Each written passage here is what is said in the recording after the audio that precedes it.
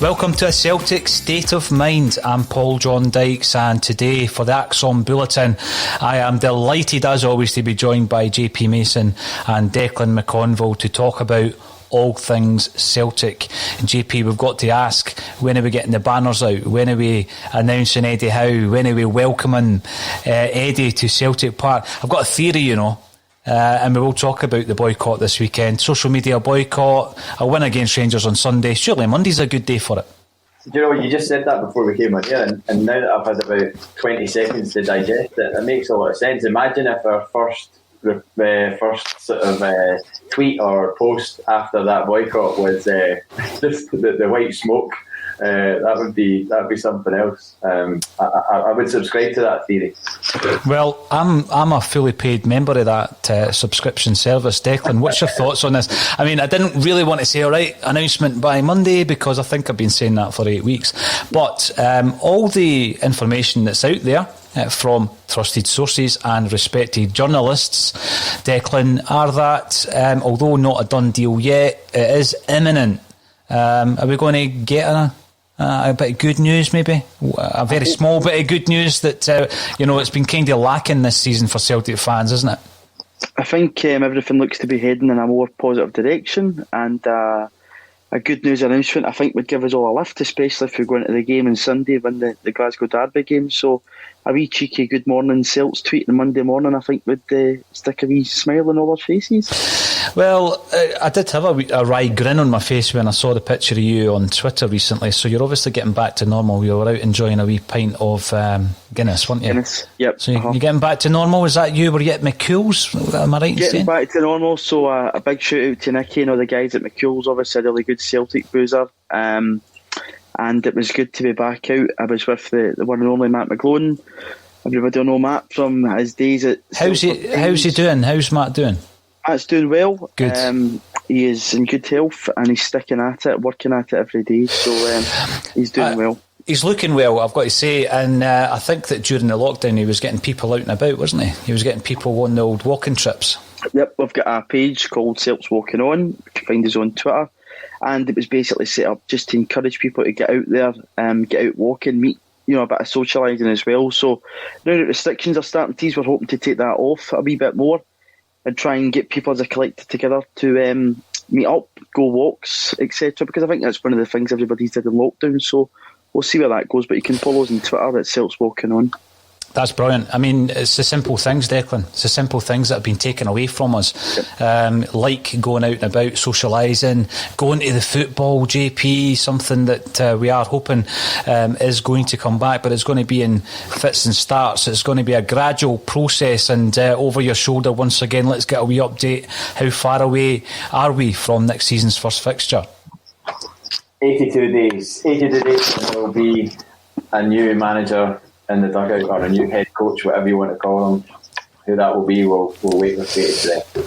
Now, one big thing that people are saying is, same old. Well, it's the biggest story in town, isn't it? The Celtic managerial story. Everybody's had an opinion on it. And we are going to speak about it, because every day that we're on here is another day without a manager. I make it 64 days without a permanent manager since Neil Lennon left the building. And, I think that when you're looking at assembling the backroom team, which I'm sure Eddie Howe is currently doing. I was talking yesterday about having, and sometimes this goes down like a lead balloon, having a degree of sympathy for those at the club who are trying to get Eddie in, because it's not as simple as just throwing everything in the kitchen sink at it, in you come. He's looking to assemble a team, and obviously will be a lot stronger with his team. However, the big risk for me, JP, is that when he leaves, the team leaves. And if it's a big team, in terms of maybe half a dozen or 8 staff, maybe more, there's a big, massive, gaping hole in the Celtic staff. We don't want a repeat of what happened when Brendan Rodgers left. But we're in a situation where we really need this to happen. We need to get it over the line. So there is a bit of a dilemma in that, because I've been critical of the Celtic board. I'm trying to be as balanced as I can about it. But then I look at the fact that personnel, incomings, outgoings, it's continued to happen, and it gives you a hint that perhaps it's really just finalising the deal, getting the dots on top of the I's and crossing the T's, etc. Are you as confident as I am about this? There's certainly the murmurs have increased to a slightly louder, more audible call in the last few days.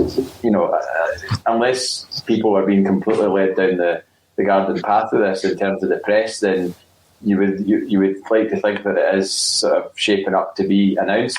With regards to taking the whole team with them in that kind of scenario, you just have to hope that doesn't happen again. I don't recall it ever happening before in our lifetimes. A manager leaving like a thief in the night and just sort of basically running his arm along the mantelpiece and putting everything in a bag and then running out the door, which is essentially what happened. I've got a vision in my mind now. Yeah, with a swag bag. Swag bag and Peter shouting, "Leave the biscuit tin! Eddie. Leave it, Brendan." There's still 20 quid in the biscuit tin. We'll leave it. No, just that kind of scenario.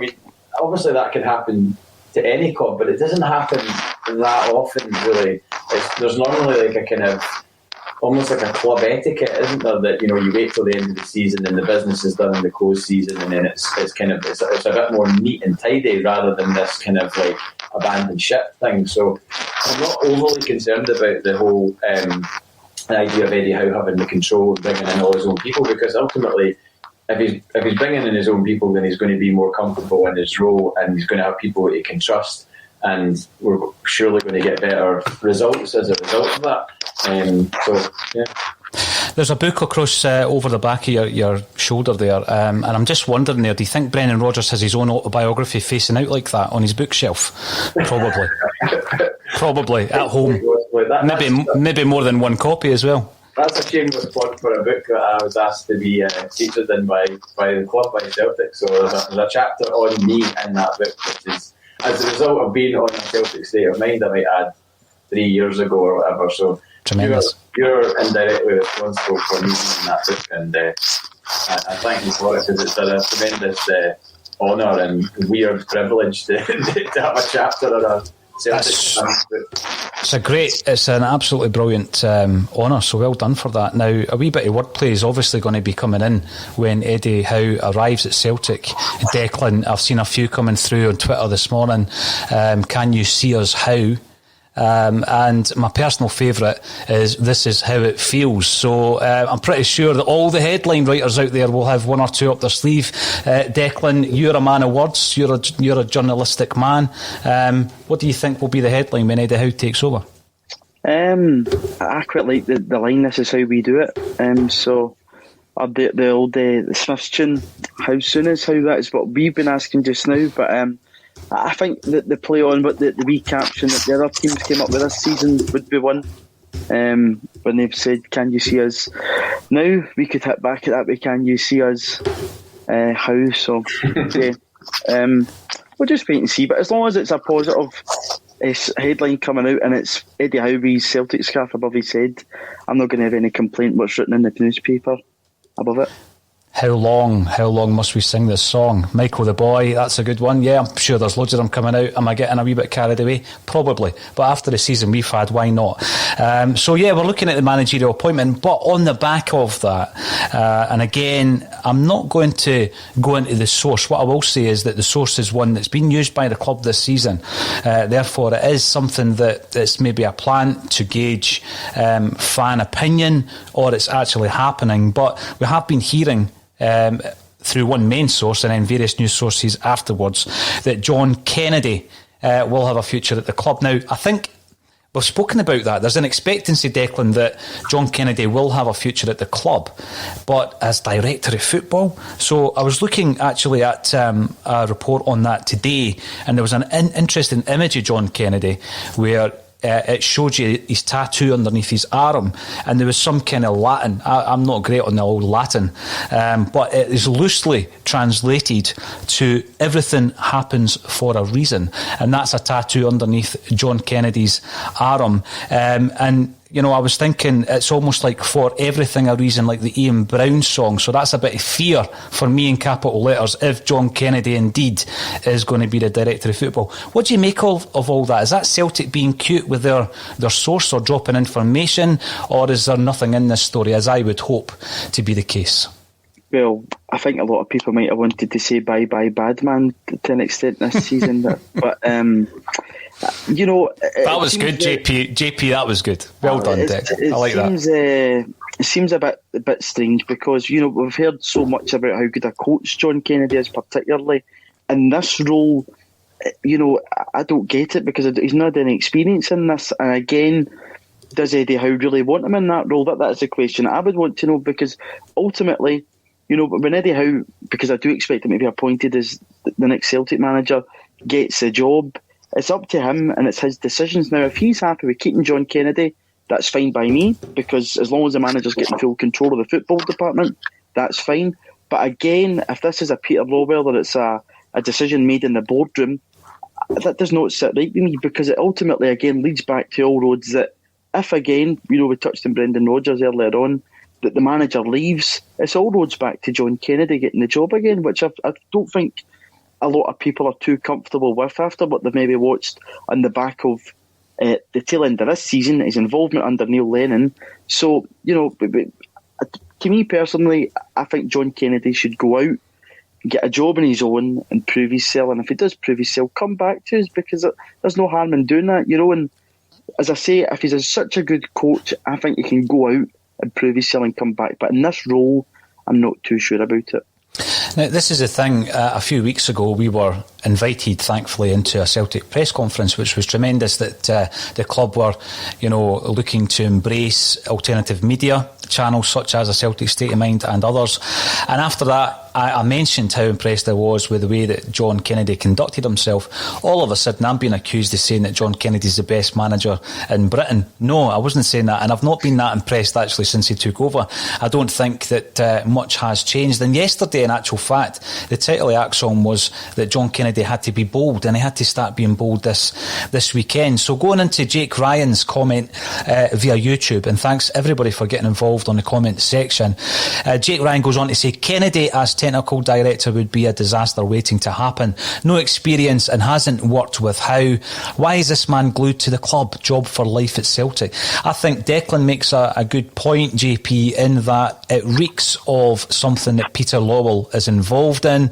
He's on his way out, yet some of the biggest decisions seem to be being influenced by Peter Lawwell.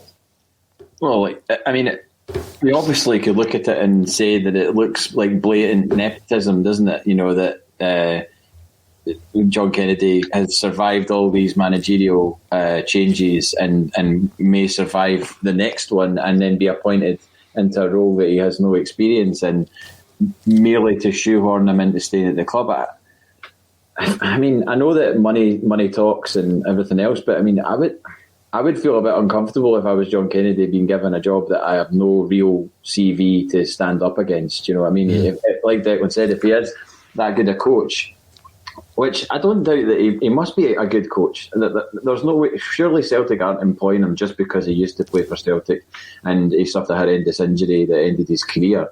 There is no way that is the case. I mean, I can't allow myself to think that way. I mean, maybe I'm being extremely naive, but you know, there must be a reason that he's being allowed to continue his duties at Celtic, because he's actually liked by the players. They like his methods, everything else, and he actually knows football. And it sounds like he knows football from what we've heard from him in the last few weeks since he's taken over.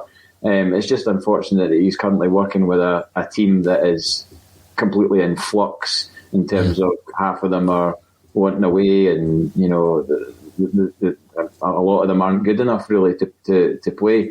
and we're dealing with centre halves that are there that aren't getting played, that are on massive wages. It's a bit of a mess, really, the whole football department at the moment.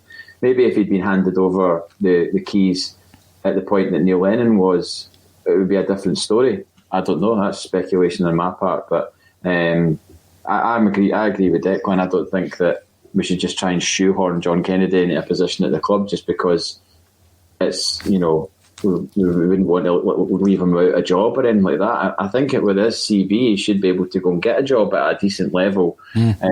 Maybe not Premier League, maybe Scottish Championship or something. I don't know. I'm just speculating, but yeah. The big thing is, and again, we have spoken about this on Axom, and I'll ask you first, Declan, about this. Surely, if we are looking to restructure and rebuild at the same time this football club, and in particular the football department of the club, then, and I don't like calling it a department as if it's a department store. There's your football over there and your commercial down there, but that's the way that these big clubs work these days.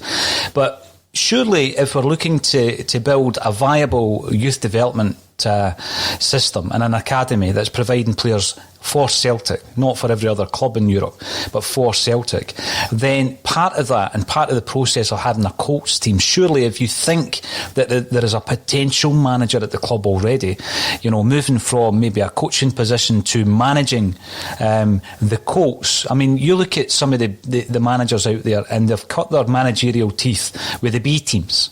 So it's not unheard of in places like Spain where you get the chance of managing a B team. Look at Benitez's managerial record. You start managing a B team and then you work your way up. And surely that would be part of a process, Declan, of keeping potentially good managers at the club and allowing them to cut their teeth in an environment which is still the Celtic way, to use that cliche, but also you can also monitor their performance and they're not going to go anywhere. I mean, then the progression would be to the first team. Well, I think that the guys in charge there just now, Toby McIntyre and Chris McCart, in terms of head of youth and who's in charge of that reserves team development side, that would be a role that I would be a lot more comfortable with John Kennedy going into, because even though what our opinions are in the dressing room, the players seem to like John Kennedy. That's evidently clear. And, in terms of guys like Kieran Tierney, Callum McGregor, Mikey Johnson, whoever else has broke through into the first team, he's been part of that Ronnie Dyler team, he's been part of that Brendan Rodgers team and Neil Lennon team that has developed some of these players and given them a chance in the team. So he's got a bit of a track proven record on developing young players and getting them into the first team. So surely as well, if we are going to really look at restructuring, that pathway into the first team needs to be something that we look at, because, in terms of what we've got now, you've made the point, Paul, a lot of these guys, Forrest, McGregor, are coming towards the tail end of their 20s. They're not young boys anymore. So who's the next generation to come through into that Celtic team? Stephen Welsh is obviously the next one, but I would be a lot more comfortable with John Kennedy getting that role if he's such a good coach than I would be in a director of football role, because I just don't think it's suited to basically what his CV is at this current point in time. Some great comments coming in, so thanks for joining us. You're doing that on the social media channels and on YouTube. Celtic look after him as they should. Time to prove himself elsewhere. Yeah, absolutely, under the circumstances, but hopefully in the future we will have an option to maybe allow him to prove himself as a manager within the club. But just not as a first team manager. I think that would be great going forward. And there's another really interesting point here coming in from Paul McLean. Paul says, why does anyone assume Harkin would be a better director of football than Kennedy? And again, I guess this comes into a conversation that we've had previously. Sometimes, JP, you can come away with, let's use the Maresca example. We had a really good discussion a couple of months ago about Enzo Maresca and Fergal Harkin coming in. And because Maresca sounds, like a sexy kind of name and all this kind of stuff, we give them a wee bit more leeway. Is he any better? We had that discussion. It was very interesting because it's all about perception, isn't it? And Paul McLean asks a valid question here. And I think that having read quite a lot of the information that came in, particularly from John Collins recently, JP was talking about how Harkin was responsible for a lot of those players that came into Celtic from the Manchester City system.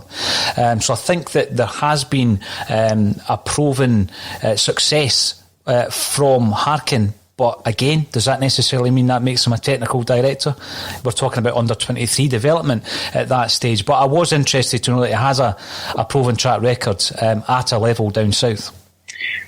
I think with that, you could always be found guilty of just looking at it on base level and being like, well, these guys are employed by Manchester City. Manchester City are not going to employ half-wits. Do you know what I mean? The right down to, the very sort of, so-called lowest part of the club that will be the best of the best people that they're hiring. Do you know what I mean? That's kind of what you would expect. So if it would be the same as if you were looking at two players and one player was coming from Brighton and one player was coming from Manchester City, you'd obviously be thinking, well, the Manchester City one's going to be better. I mean, look at Frimpong. I actually don't think Frimpong's that great a player, and we've just sold him for 11 million quid. And we got him from Man City, Again, you could point at Ncham and say, well, we got Ncham, we paid 4.5 million for Ncham, and what's he doing at Marseille? But I just think I would be more confident with someone straight away off the bat. I'd be more confident with someone like Fergal Harkin being the director of football than promoting John Kennedy from within, just purely because of the experience he'll have gained from working at such a massive institution. Well, say a massive institution. The club has become a massive institution with a lot of cash injected into it. As I made a point on Twitter last night, if Manchester City are lucky enough to get to the final and then put their hands on that cup, even if there was fans leading the stadium, you would not see a repeat of Seville in wherever the cup final is being played, because they simply don't have that level of support, because they're not, they don't have that. They don't have that clout. They don't have that history and backing. And that's not me being snide. That's fact. It's just a fact. No, it is. I know, and I read that tweet with interest, because I know that where your allegiance lies. But I was thinking about that generational thing, JP, where there's a whole generation of fans who do they even support the clubs, and that came into the focus of the breakaway Super League as well, wasn't it? Where they thought they had this incredible hundreds of millions of fans around the world, but it's a fake number in many, many respects. And you ask yourself, what are they creating in terms of this generation of supporters? What is that going to look like in 10 years? Whereas as a Celtic fan, it's quite a simple thing, isn't it? Whereby, you don't choose. Well, you don't wake up and say, well, I'm going to choose that because they're in a funky league and it's popular and it's got the broadcasting rights all over the world. You never ever choose. There's never a day where you remember saying Celtic are going to be part of my life. They're just omnipresent, and it's handed down from generation to generation. So it is different. I get exactly what you mean there. And I've always referred to that kind of league as, kind of box office WWF style, where it's all just glam and glitz. You can almost make anybody look good down there by the way that they're branded, and they do it brilliantly well, let's be honest. On the flip side, and it's a conversation I'm sure we'll have again in the future, would Celtic jump at a chance to join a British league and be part of that? I'm sure they would, and I know a lot of Celtic fans won't be supportive of that measure, but I think in my lifetime that will happen. So we're talking about the Harkin situation, whether or not that's still alive. It's gone a wee bit quiet, but Moravchik, thanks for getting involved again. Moravchik 25 comes in to say John Kennedy, job for life, was another example of Peter Lawwell overreaching his authority without consequences. Big John is a top lad, but Lawwell was drunk on power without no one questioning his decision making. So when we're talking about a massive restructure, it takes in every level of the football club. It's all change at Celtic, Declan. Massive changes. It's been called the biggest rebuild in the history of the club. I remember saying that a few weeks ago, and it seemed a wee bit over dramatic. When you're looking at the rebuild, there's a name, a couple of names actually JP mentioned there, and it brings a few things into mind. Jeremy Frimpong. First thing I thought of, JP, when you mentioned Frimpong, was that he was part of this indiscipline that had crept in to the Celtic squad Because remember, he flew over a girl over from America and all this kind of stuff for a date. Remember all that carry on. And I don't think I've given him a hard time about that, because you've given Griff a hard time throughout the season, I have anyway, about the lack of fitness, and you've looked at various other indiscretions. But again, Frimpong was another example of that indiscipline that had crept into the Celtic squad. So yeah, that was unfortunate. But Cham, another player that you mentioned, who has blown hot and cold throughout his Celtic career, it's not worked for him since he's gone back to France. And, you know, it's all about value of players, because a year ago we were talking about selling Rogic. I think at the time was at $3.5 million the fee was. You'd struggle to get that for him now. And Cham's the same, you know, we buy him in for $4.5. You know, Declan, would you even make your money back on Cham now? I don't think so, and obviously he's went over there to Marseille and he's just not featured. And then if you obviously think back, Villas-Boas walked out because he turned up and said, you know, I don't want him, so I'm going. Obviously it wasn't just for that reason that Villas-Boas left Marseille, but he caused a bit of commotion there, to say the least. But I don't think you would have. And again, you know, at first in summer 2019, we heard rumours that Olivier Cham wanted. Remember, I think it was L'Equipe, and there was a translation, and Neil Lennon dismissed it. Then in the January, when they'd been surprised if the clubs kind of went, okay, we'll play you, but then give you your move. He went into that really good bit of form. You remember the really cracking header he scored up at McDermott Park. Brilliant. Then in the summer last year, they probably went to him, you know, the market's not good, not too sure about money. So you could actually be looking at a player that's been denied a move 3 times. And we're now at a point where, money-wise, I don't think we would make any money off him. It's unfortunate, but miracles do happen. We made our money back on Patrick Klimala, Declan. What do you make of the suggestion that this is the biggest ever rebuild? And I don't mean that in terms of, you know, when you're looking at when Fergus McCann took over, I think at that point that was the biggest ever rebuild of Celtic at that stage, for obvious reasons, because we didn't have a stadium that was fit for purpose in terms of the Taylor report. We had an underperforming playing staff, and Fergus McCann from top to bottom had to go right through that entire club. So I would use that as an example. I think what I have said in the past is it's the biggest rebuild since Fergus McCann took over. Alan Stubbs, former Celt, comes in to suggest that it is the biggest rebuild. And there's also been suggestions that in doing that, you don't chuck the baby out with the bathwater. I think the saying is, JP, I'm going to come to you, Lee Griffiths. It's another subject that has come in to view, because Charlie Mulgrew reckons that we would be mad not to keep him for another season. I'm looking at that. I'm looking at the underperforming strikers. Would you throw Griff in? Would you let him loose against Rangers this Sunday?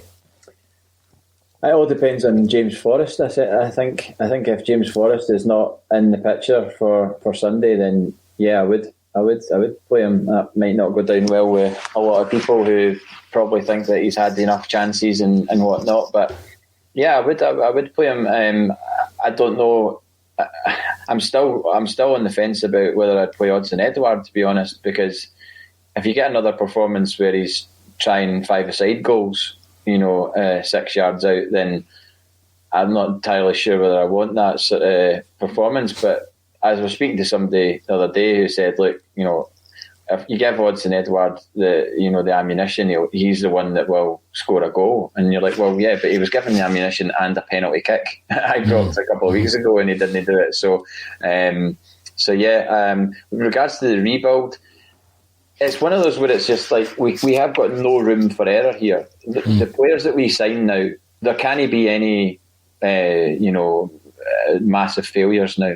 Everybody that comes in now has to be given a jersey and they make the jersey their own. It's as simple as that. There can't be, that just didn't work out, or what's going on with him, or anything like that. There can't be any of that anymore. We're financially as well. We can't just keep, cutting losses and writing off players. And, fair enough, Klimala, we got the money back. But ultimately, in the time that Klimala was here, he didn't do anything to help the club massively, really, at all. No. A couple of goals, but was that really worth? He took up a position in that squad and a wage in that squad that did not serve us in the time he was here. No offence to him as a person or a player, but ultimately he didn't really do anything to contribute in that time. So, see, the thing with Klimala, I think it's an excellent example of the deeper issues in amongst the youth development at Celtic, because you think of what Klamala gave in terms of his appearances and the goals and the return for £3.5 million, but yeah, fair enough, we got our money back.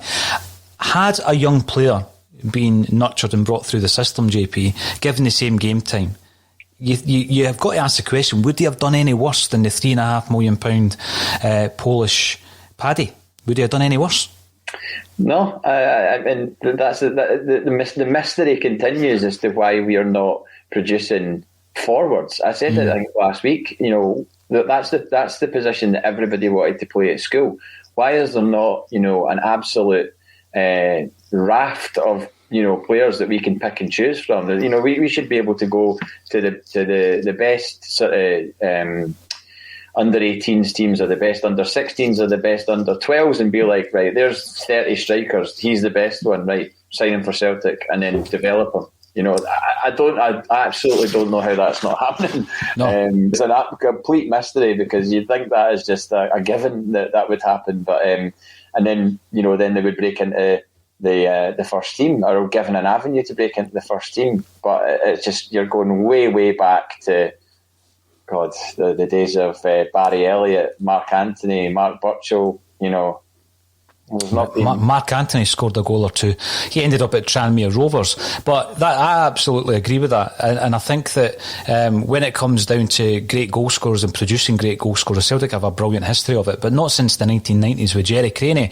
No, I'm not calling him a great goal scorer, but he was produced by Celtic, came in, he scored big goals, and we sold him off, and we've not produced a goal scoring striker since then, and it's a discussion that we'll continue to have until we produce one. JP said, Declan, that everybody wanted to score goals at school. What was your position at school? I think you looked more of a midfield general. No, big tavern centre half that was a bit like Effie Ambrose and a big donkey. So Effie Ambrose, not really a general.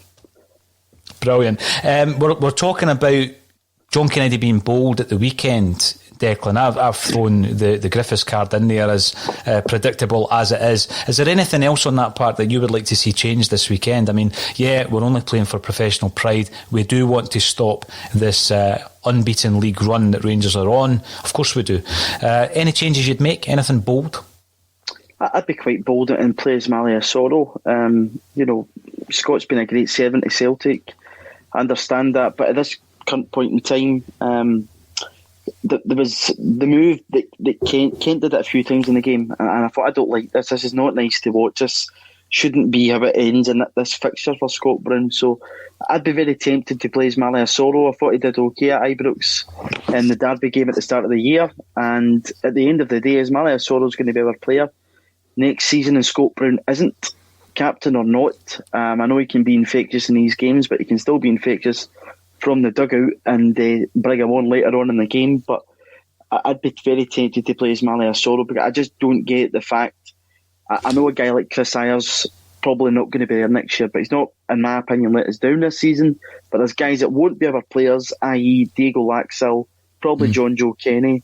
But probably, I would hope Taylor starts at left back, but I just don't get the point in playing players that aren't going to be there. And on Griffiths, I would say in the past two games that Griffiths has showed us a wee bit more than Edward has, and Griffiths has still probably got his Celtic career in the line to play for, to show us. So you're probably a wee bit more risk-free playing Griffiths. I think Edward's head's gone, and for these last games, it's not going to make a difference where you play him or not. He's going to leave in the summer, so I'd be very tempted to give Lee Griffiths a start. And again, we spoke about, Elyounoussi before. People were very critical in the last game. In my opinion, he's better on the left-hand side, playing with a bit of width. I thought that Rangers countered the 4-4-2 diamond the last time, so I'd be very tempted not to play Elyounoussi up front, to get him out on the left-hand side, and even, I'm going to say it, give Karamoko Dembele a chance on the right-hand side if James Forrest isn't fit, because it's natural width. It's a dead rubber. I think a lot more people would respect John Kennedy if he went in with a fresh outlook and gave other guys a chance. It won't happen, but that's just what I would do.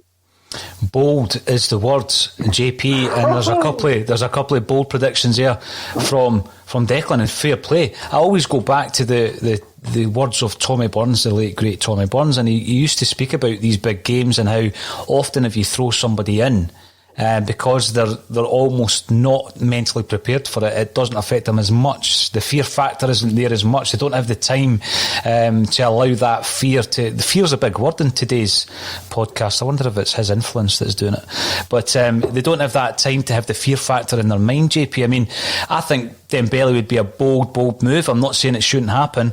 But another name that Declan mentioned there, Ismaila Soro, linked with Spurs, but barely playing. I mean, I can't understand that. I thought he'd done enough when he came in with Turnbull. I thought, right, two right good players there. You played him to the end of the season.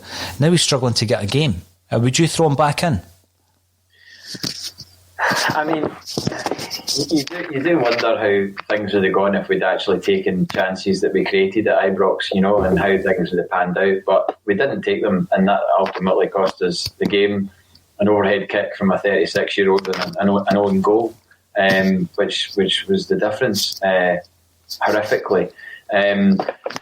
But yeah, Sorrow. Oh God, the romantic side of me wants Scott Brown to play and score a goal and just shut them up.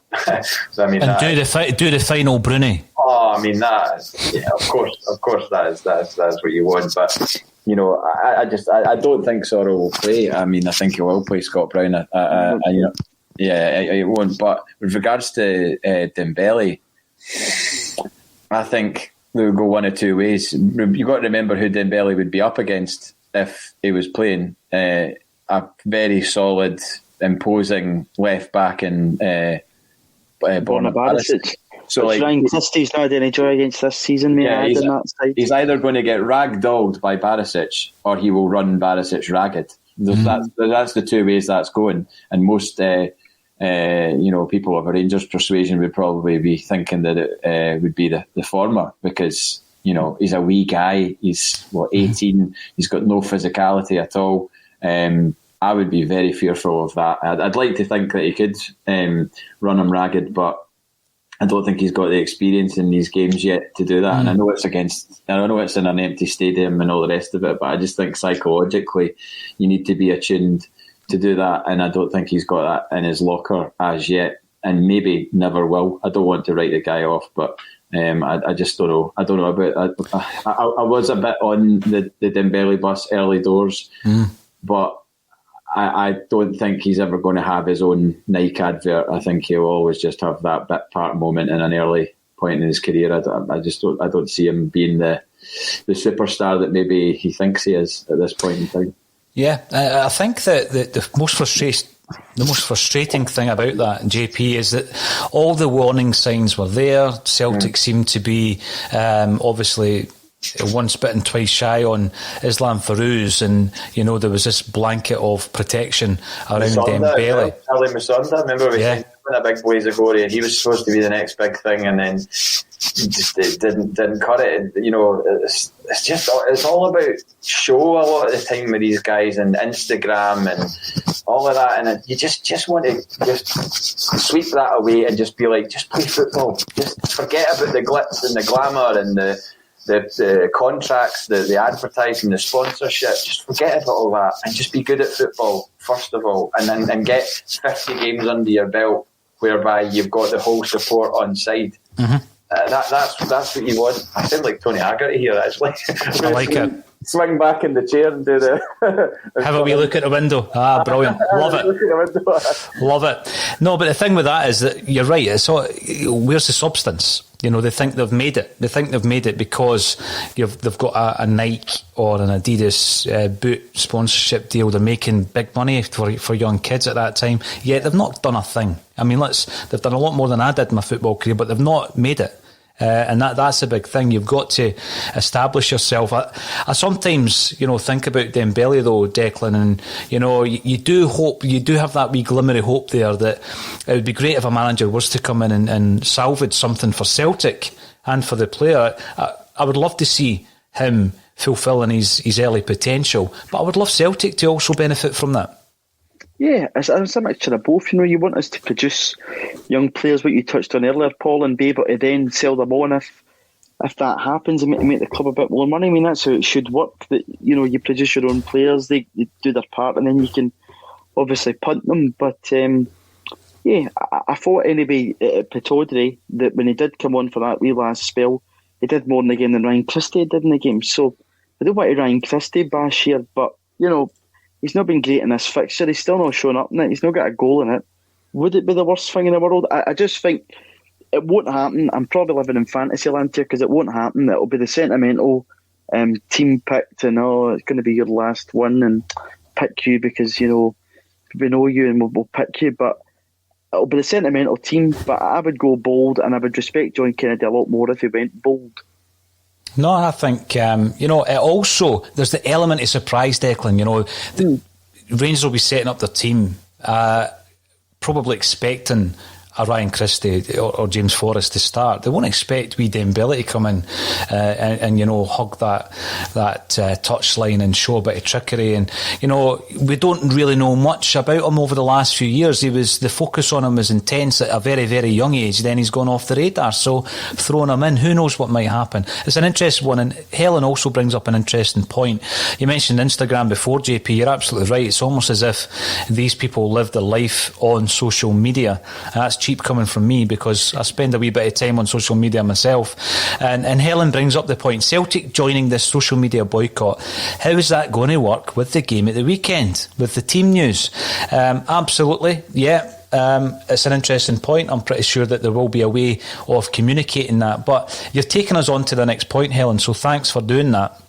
Let's have a wee chat about the boycott. So we heard about the English football boycott last week. Scottish football is following suit this weekend. It's at a critical time. It might give Celtic a good opportunity following the boycott to make a major announcement on Monday, and I hope that is the case. But we'll have a wee chat about online abuse, JP. I mean, just the other day there, let's keep it tight into the Axon bubble at the moment. Just the other day, Natasha Meikle appears on Sky Sports. And you can almost set your clock to the point where within seconds the abuse begins, right? So Natasha gives Charles Patterson some very balanced views on the new managerial situation plus the upcoming game against Rangers, and then it explodes onto social media.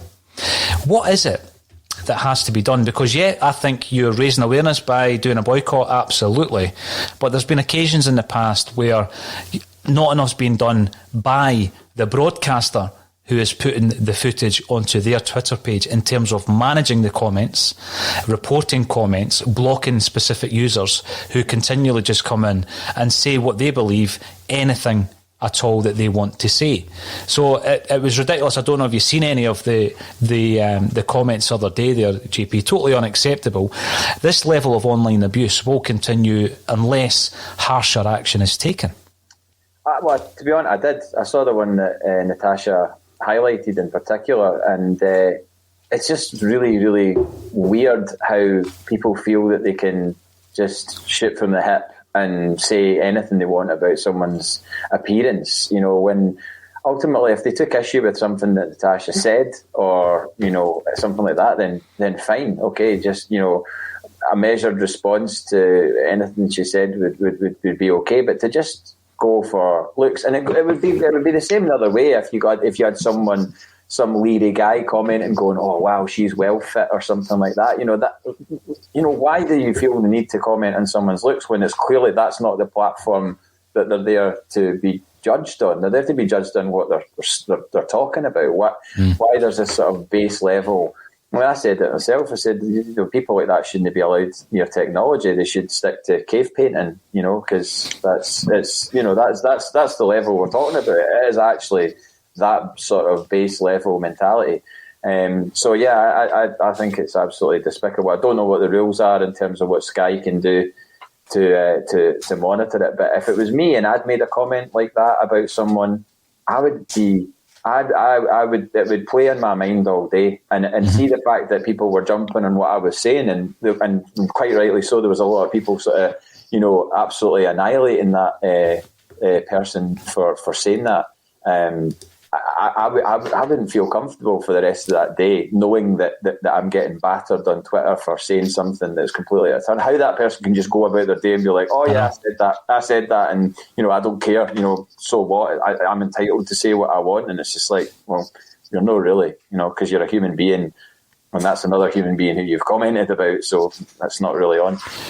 The big thing, again, Declan, is that I've noticed is that it's males and females, because JP makes a good point there. Yeah, loads of guys are coming on with that kind of approach, JP, but also females jumping on that bandwagon. And I think one of the biggest things, it's all about accountability, Declan. So we know your name, we know what you look like when you're on Axom. There's an accountability there. If you say something, future employees will be aware that you've said it.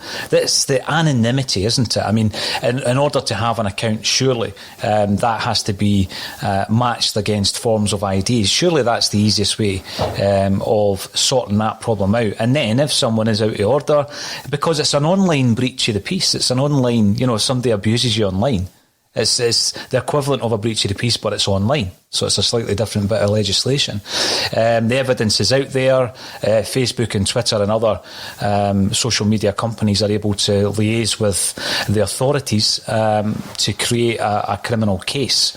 But a lot of this, I feel, is just being ignored. And, great. Brilliant that the club are doing it, absolutely. And I know that when they made their statement, Declan, they did include some of the flack that supporters get online as well.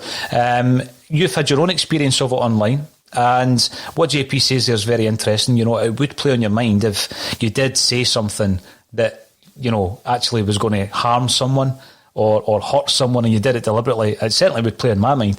But people get so involved in social media arguments, Declan. There was one raging last week with myself, and I looked at it and thought, imagine the point you're making to me is the last thing that you're thinking about before you go to your kip at night.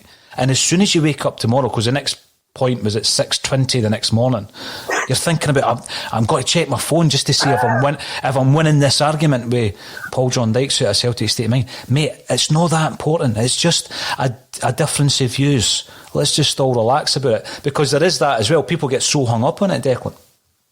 Yeah, I think a couple of weeks ago we had this conversation, and I'd said, I don't take it, as you say, Paul John, personally, I don't take it to heart, but I do feel sorry for people that do take it to heart, and it's a shame because, mentally what that can do to you, can make people feel so low at a point. So, to me, I always treat social media like a pub. If a person would come up to you in a pub and say whatever they're going to say, you would go like that, all right, pal, enjoy your night, mate, and walk away. Don't let it continue. I treat it like a pub. As well as that, I wouldn't walk into a pub and I'm going to get abuse. So if somebody's going to continue with it, just block them, because, why should you waste your time? You shouldn't waste your time. Use it as a positive tool. It could be there as a positive tool. Today is the anniversaries of multiple different Celtic Rangers thrashings, 5-1, 5-0. And it's good to see images of that pop up, videos of that pop up. It's also Stevie Chalmers' anniversary today, and it's nice to see some images of Stevie come up, the goal against Milan come up. So it could be there as a really positive tool, but when people want to use it as a negative tool, it's not good. And to me, you're spot on with, there is a report tweet type button, but when somebody does do that and it's really serious, it should be followed up, not just with a week of Twitter. It should be followed up at times with a chat at the door, because, it's an online breach of the peace. You wouldn't get away with it in the street, so why should you be able to get away with it over your iPhone or Samsung Galaxy or whatever? Yeah, or in some for a Samsung Galaxy. Remember at the high school, JP, where there was physical pile-ups. Remember, like on the playing field, somebody would get piled up on, and then I don't know if this just happened at my school. Every single person that was out there, once she heard the shout pile up, ran from every single corner of the school grounds to pile up on the poor individual who had the audacity to fall over. It's a bit like that online as well, with the old quote tweet, isn't it? I'm going to make a mockery of what you've just said, and I'm going to ask everybody that follows me to join in the mockery.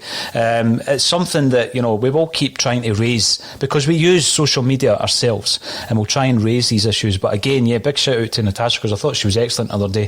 But it's very unfortunate people can't see beyond, I'm going to have a dig at this person.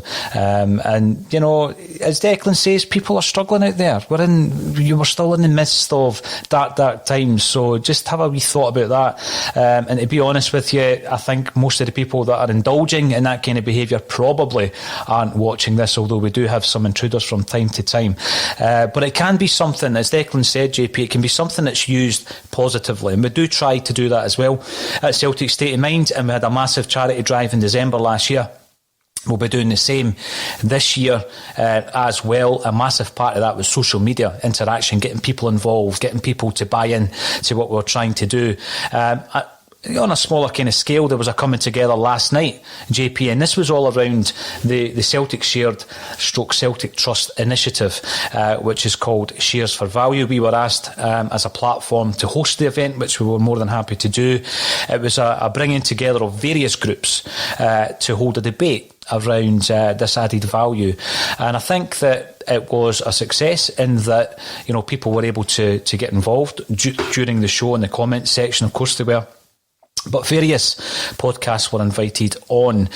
JP, as a season ticket holder, what would you expect from the club in terms of added value, with the caveat, obviously, that we don't want to do anything that's harmful to the club? Well, I was thinking about that because somebody did direct me to the fact that Rangers had released their renewal forms, but with... correct me if I'm wrong, but I don't think there's been any information on their part about any added value or what they're going to do. If it's just like business as usual, here's the season ticket renewal forms. We know that you're not able to come back into the ground as yet, but just buy one anyway. Like, if we get the same thing from Celtic, I'll be completely disgusted, because there has to be some sort of acknowledgement of the fact that it can't just be the same as it was last year. You know, everybody kind of blindly handed over money. You know, I think obviously people thought that we were going to get back into the grounds at some point this season. It became more and more apparent that wasn't going to be the case as the months ticked by. I know that we're in a really weird and unprecedented situation, but people are paid money at the club to deal with these situations, and I would expect some sort of discount that knocks on to next season, or there's got to be something that they can do. It cannot just be, here's the season ticket renewal form, we've frozen the prices as a goodwill gesture, and, you know, give us your money. You know, despite not getting to see the product that you're paying for. That's what I would say. The big thing, again, JP, I'll throw this to Declan. It's a subject we've covered in great depth, and obviously we will move on to other subjects, but it's on the back really of the big debate last night, where people were able to ask the Celtic Trust and Celtic Shared their questions, raise their concerns, and obviously there's a lot of kind of unknowns in this as well. I mean, what value can you possibly place on? What monetary value can you place on this added value? It's a very difficult thing to work out, and I know that it's also difficult to say, well, what is the actual value of Celtic TV for a season, because the cost of Celtic TV to a domestic audience is unknown, because the cost is always an overseas cost, which is around 1/5 of what it would cost domestically, so it's difficult to work out what that monetary value would be. And I think the Celtic Shared initiative, Declan, is certainly saying to the club, let's talk about it. I mean, if nothing else, they are saying, let's engage with each other and let's look at a solution. It may not be the solution we're asking for, but this is something that we're pitching to you. So I guess it comes back to the engagement. My big concern for next season, JP quite rightly said there, and I wasn't following that story about the season tickets from Ibrox. I don't know when or if they've been launched, JP. I expect, Declan, for them to sell in record numbers because of everything that's happened. I expect that to happen. That then puts big money into the coffers at Rangers, who have already won the league. Prize money there. Then you're looking at Champions League riches potentially. And I look at that first and foremost as a Celtic fan and think, well, we need to be in a strong position as possible when our season ticket renewals come out. And as JP says, if it was to happen under those circumstances, it's not going to be in a strong position. Are we putting all the eggs in one basket here? Are we saying, well, big announcement of a manager and, you know, we'll go regardless and we'll release the season tickets? And because we're looking at a situation where we still don't know when we're getting into the ground. Yeah, I think there's a few key points to cover there. On the Trust, you know, they're a fan organisation, so they're not going to do nothing. So I think it's, first of all, they've came up with a plan. Whether people agree with it or don't agree with it, they still had to come up with a proposal, and they've did that. And they're saying to the club, let's talk. So it's then over to Celtic to see what they can produce. Obviously, from a legal perspective, in the T's and C's to what everybody signed up for a season ticket last year, the club don't actually need to do anything. But from a moral perspective, and from a perspective of the way that we've been treated this season, I think it would be good for Celtic to try and get fans back on side now. If Eddie Howe is appointed manager, I don't doubt that we will sell season tickets well compared to what we would have done under Roy Keane or John Kennedy. But I think if you really want to get the fans back on board and get everybody in harmony, we've spoken about that holy trinity of players in the park, people in the boardroom, and the people in the terraces, there needs to be something. Now, whether it's shares, whether it's a cash refund, whether it's a cut price off your season ticket, I don't know. But they will, in my opinion, I think the club do need to do something just to, I don't want to use the word appease, but try and bring people back on side, because people aren't happy this season. Now, people will say, yeah, if we'd have won the league, would we still be moaning? I don't know. I think there would still be this part of us because, we were promised added value. If that's just going to be digital programmes, it's certainly not something I'm going to be happy with. Obviously, I don't pay as much as other folk because I'm a student season ticket, so it would work differently. But I think the club do need to do something. What they do, I have absolutely no clue about. Yeah, and obviously to counter some of the chat earlier on, Declan, about online abuse, here's the opposite from Sean South. Declan, we love you, and a beautiful wee green love heart, so thank you very much. Barhead boy, you obviously weren't on the bottom of a pile-on, because I'm pretty sure the victims didn't think they were magic at all. Now, we've also got another good comment coming in from Tony Hutton. Welcome to the show, Tony. Abuse of any kind is not acceptable and should not be tolerated. I totally agree with that. And sometimes it comes down to calling it out, just calling it out, and obviously people will be kind of shouted down. We get it a lot in here. When you look at some of the comments that come in here, it's incredible that people have the time. I'm all for debate. I'm all for people disagreeing with me. You know what I mean? And criticism is fine, but it needs to be founded. JP, there needs to be some kind of basis. I mean, we were called, I say we, not you guys. I was called yesterday on one of the videos a clown. And the fact that this was a narrative from me as a clown. Now, to be honest with you, how can you have a narrative, an Axom narrative, when 13 different contributors are part of the Bulletin? The whole idea of having a group of people was to get a whole wide kind of range of views.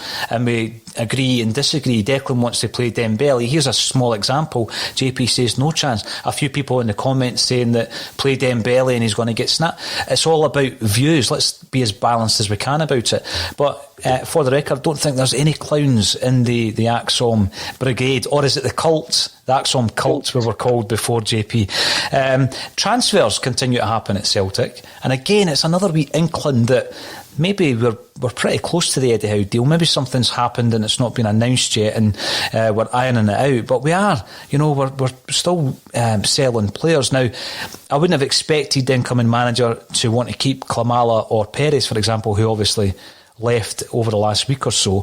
But again, there's some kind of interest, it would seem, in Mario Vuskovic, who is a Hajduk split centre-half, Croatian under 21, 19 years of age, JP, and they're talking about €6 million for the kid.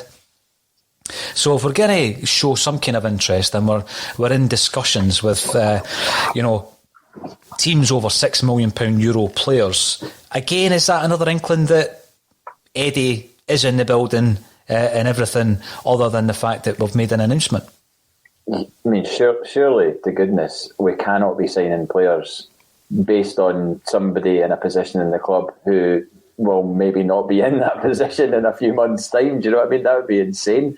With regards to that player in particular, it ticks a lot of boxes. Sounds like he'll be he's coming up from good stock. But it simply has to be the case that if we do sign that guy and we pay €6 million for him, in 1 year's time, we can't be sitting talking about that being a failed signing. That guy has to be our first name in the team sheet. Yeah, it's a lot of ifs there, right? But if that does happen, it can't be a case of the Croatian centre half disaster and what's going on with him and question marks and all that. The guy simply has to be nailed on 50, 60 games a season player for Celtic. It's not. It just can't be any other way. So as I was saying earlier on, our signing policy has to be completely watertight in terms of not letting in any dross and getting in, first team calibre players. Aye, no wiggle room whatsoever. John Kennedy, I almost said John Squire. John Kennedy's just appeared on my Sky Sports screen there. For everything a reason, as they say. I'm not sure what the story is, but I'm sure I'll find out in a couple of minutes. But there is also a story, Declan, around the Celtic captaincy. You suggested earlier that perhaps Brown should drop out on Sunday. I think automatically a lot of Celtic fans would expect McGregor to take the captaincy. I don't think he's a natural born captain. I think, yes, he does lead by example. Everybody knows that listens to this show that I always bang on about Ayer. I think he's a born leader. But then again, the caveat to that is he might not be here next season.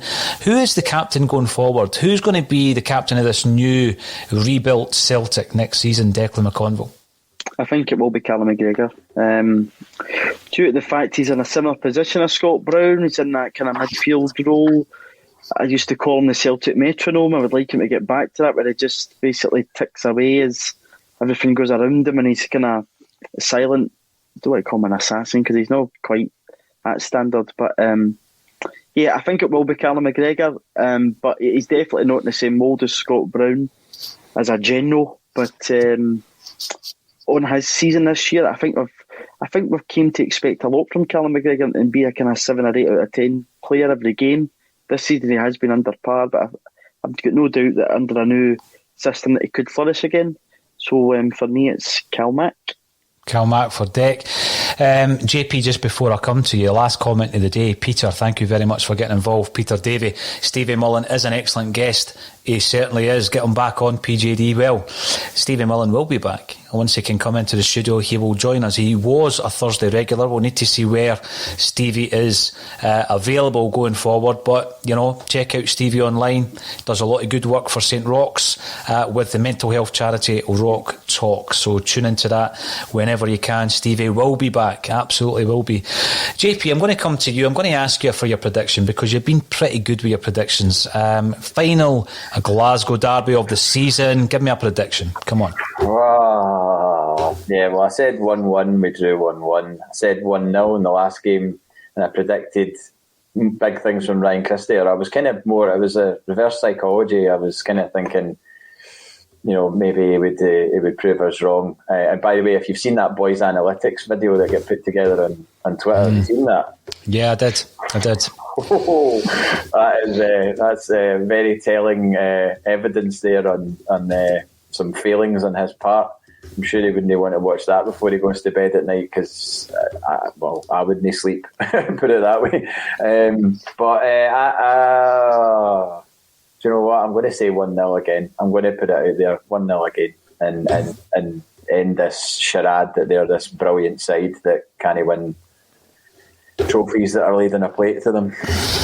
Well, 1-0. I'm not any more confident than that, I've got to say, in my own self, JP.